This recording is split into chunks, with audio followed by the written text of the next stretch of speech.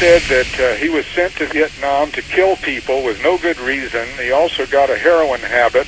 And he says, Bill, he says, what I want you to do is to blow the whistle on this rotten, corrupt government.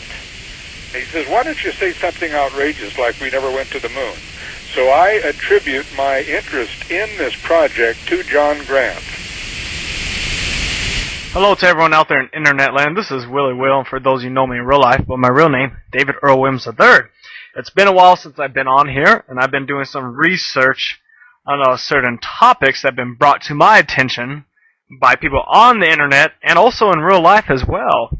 Along with that, since I've been busy with my personal life, which has not stopped me from wanting to seek the truth further, these topics I will touch on will be the lie that is the moon landing, 9/11 was an inside job, the assassination of JFK, and, well, real solutions to the problems that we're facing right now. So, stay tuned and enjoy. I'm sure I will, David. And let's see what your research and your truth-seeking have netted you.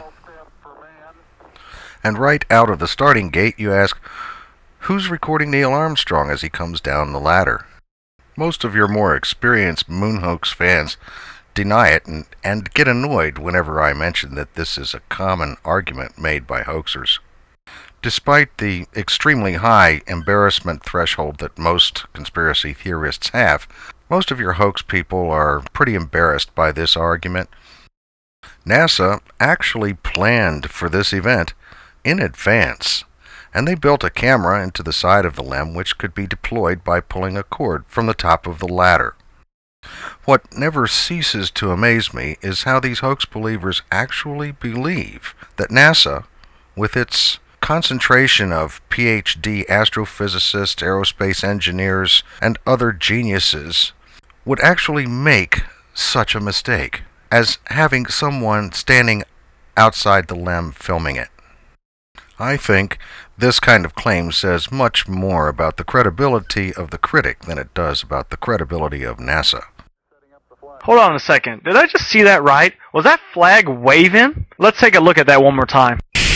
This is another embarrassingly elementary conspiracist argument, and it has been debunked countless times over the last 30 years.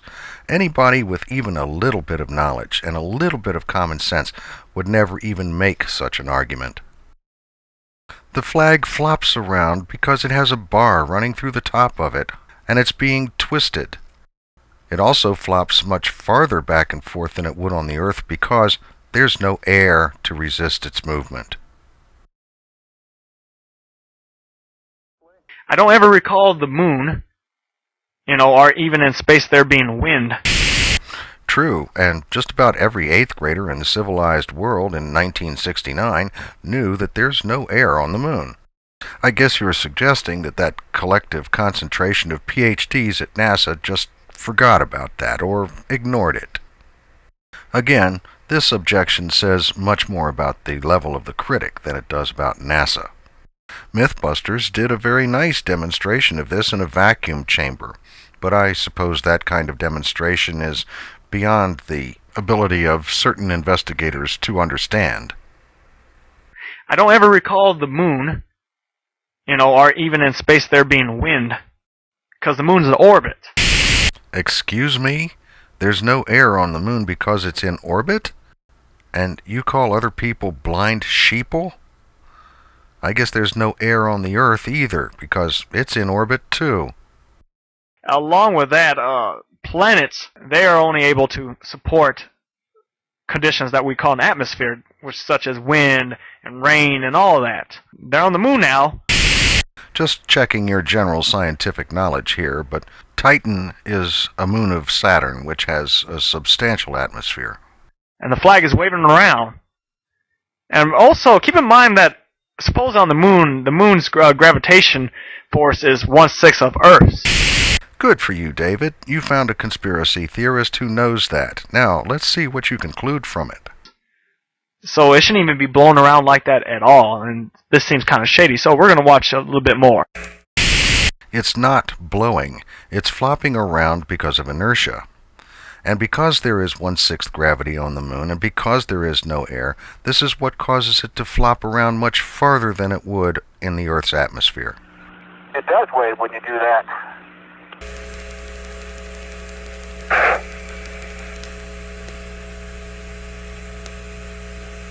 Now, if you look back at the Apollo 11 landing, when they were placing the flag into the supposed moon's surface, you've seen that the flag was moving all over the place.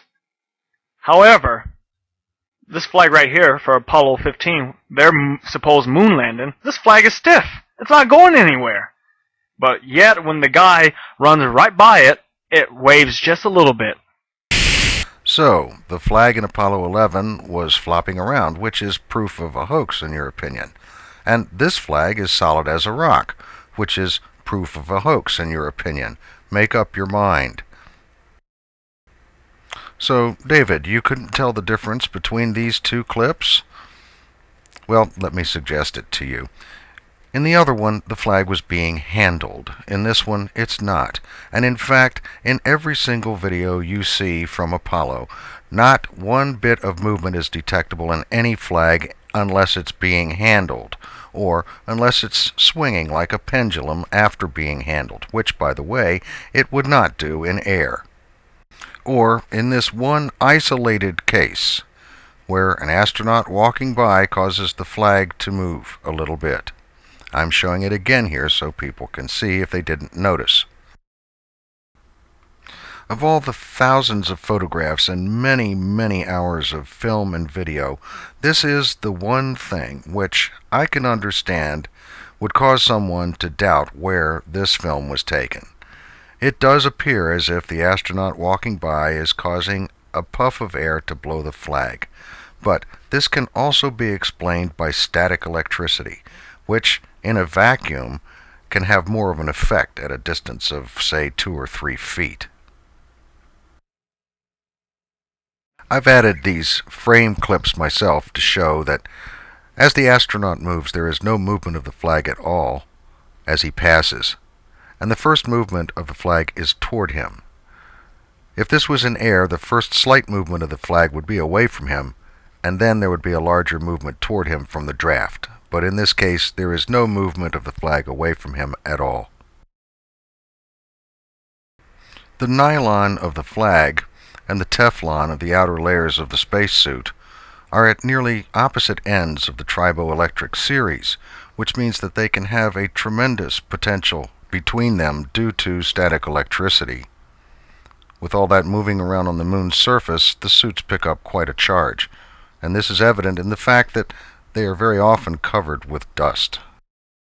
I think one can be forgiven then for seeing this as evidence of fakery, but there is an explanation. And I believe it's far more likely than a conspiracy involving 400,000 people, kept a secret over 40 years by countless scientists all over the world who have access to the same information, including the Soviets who tracked us the entire way through the Apollo program. Something's telling me that this is a lie. Let's keep watching, shall we? Oh, by all means, let's.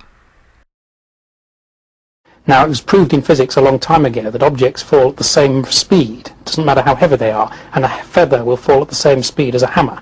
And the only reason that a feather doesn't fall at the same speed as a hammer in this room is because the resistance of the air in the room slows down the feather. If you do this experiment on the moon, they both fall together. And so we thought we'd try it here for you. The feather happens to be appropriately a falcon feather for our falcon. And I'll drop the 2 of them here, and hopefully they'll hit the ground at the same time. How about that? Yes, Dave Scott did a pretty cool demonstration, which has never been done on Earth outside of a vacuum chamber, and this guy did a pretty decent job of explaining it. Well, we've run out of time. Part 2 will show more of David's truth-seeking and extensive research. Why don't you say something outrageous like we never went to the moon? Something outrageous like we never went to the moon. Something outrageous like we never went to the moon.